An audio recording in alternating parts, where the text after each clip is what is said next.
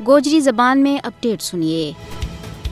भारत ने अपना नापाक अज़ाइम के जरिए पाकिस्तान के ऊपर जंग मुसल्लत कर देती है और न सिर्फ पाकिस्तान बल्कि पूरी आलम इस्लाम और आलमी दुनिया के वास्ते यह गल चश्म कुशा है कि मुसलमानों की जान माल और इज्जत के नाल नाल इबादतगाह भी भारत का निशाना के ऊपर है। भारत ने बुज़दिलाना कार्रवाई के दौरान पाकिस्तान के अंदर 3 मस्जिदां निशानों बना के शहीद कर दिता है और आलमी इस्लाम ना ललकारे हुआ है कि वे इसराइल की तरह मुसलमानों का इबादत खाना के ऊपर भी हमलों कर सके। लिहाजा मुसलमाना ने याद रखना होगा कि भारत भी इसराइली नक्शे कदम के ऊपर चल पे हुआ है। भारत ने पाकिस्तान के अंदर इन मस्जिदों ने शहीद कर गए जो दावा किया है कि उन्होंने दहशतगर्दों का ठिकाना न निशानों बनाया हुआ है। लिहाजा भारत के नजदीक तमाम मुसलमान दहशतगर्द हैं। जिस तरह भारतीय मीडिया ने पहलगाम हमला में जो प्रगंडो किया था कि सैलानियों ने कलमों पूछ के मारे होगी है। लिहाजा भारत ने एक मंसूबा के तहत जो हमलों करवा के पाकिस्तान के ऊपर जंग मुसल्लत करने को बहानों बनाया है। भारत ने इस खिता